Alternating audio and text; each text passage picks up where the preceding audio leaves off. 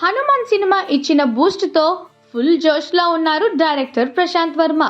ప్రపంచవ్యాప్తంగా ఈ సినిమా 350 కోట్లకు పైగా వసూళ్లు సాధించి భారీ బ్లాక్ బస్టర్ గా నిలిచింది. ఇక ఇటీవల ఓటీటీలో అడుగుపెట్టిన హనుమాన్ అక్కడ కూడా రికార్డు క్రియేట్ చేస్తోంది.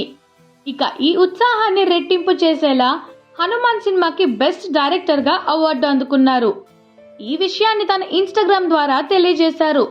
హనుమాన్ సినిమాకు తొలి అవార్డు అందుకున్నాను, థ్యాంక్ యూ రేడియో సిటీ అంటూ పోస్ట్ పెట్టారు ప్రశాంత్ వర్మ. ఇక ఈ పోస్ట్ చూసిన నెటిజన్లు ప్రశాంత్ వర్మకి కంగ్రాట్స్ చెబుతూ కామెంట్లు పెడుతున్నారు.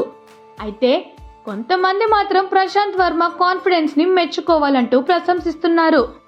హనుమాన్ కి తొలి అవార్డు అంటూ ఆయన చెప్పారు, మనందరికీ తెలిసిందే, ఇంకా ఎన్నో అవార్డులు వస్తూనే ఉంటాయి, దాన్నే ఇండైరెక్ట్ గా చెప్పారు అంటూ ఆడియన్స్ కామెంట్లు పెడుతున్నారు. ఇక కెరియర్ విషయానికి వస్తే ఆక్టోపస్ అనే సినిమా షూటింగ్ లో ఆయన చాలా బిజీగా ఉన్నారు. ఇందులో అనుపమ పరమేశ్వరన్ లీడ్ రోల్ చేస్తున్నారు. మరోవైపు హనుమాన్ మూవీ సీక్వెల్ జై హనుమాన్ స్క్రిప్ట్ వర్క్ కూడా ప్రశాంత్ వర్మ మొదలు పెట్టేశారు.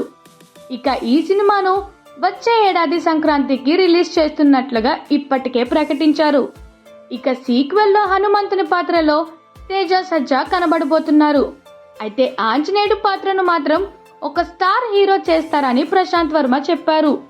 కానీ అది ఎవరు అనే విషయంపై మాత్రం ఇంకా క్లారిటీ ఇవ్వలేదు. కానీ చాలా మంది ఈ పాత్రను రానా చేస్తాడని అనుకుంటున్నారు. ఎందుకంటే హనుమాన్ హిందీ ప్రమోషన్స్ ను రానా తన భుజంపై వేసుకున్నారు. తేజ సజ్జాను ముంబై తీసుకెళ్లి మరీ హనుమాన్ మూవీ గురించి చెప్పాడు.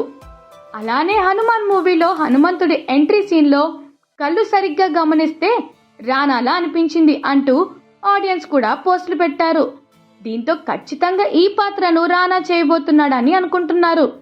మరి ఇది కరెక్టా కాదా అనేది ప్రశాంత్ వర్మనే చెప్పాలి. ఇక హనుమాన్ సినిమా తేజ సజ్జా, అమృత అయ్యర్ హీరో హీరోయిన్లుగా నటించారు. వరలక్ష్మి శరత్ కుమార్, వెన్నెల కిషోర్, గెటప్ సీను, సత్య, వినయ్ రాయ్ వంటి నటీనటులు కీలక పాత్రలు పోషించారు. ఈ ఏడాది సంక్రాంతికి సినిమా రిలీజ్ అయింది.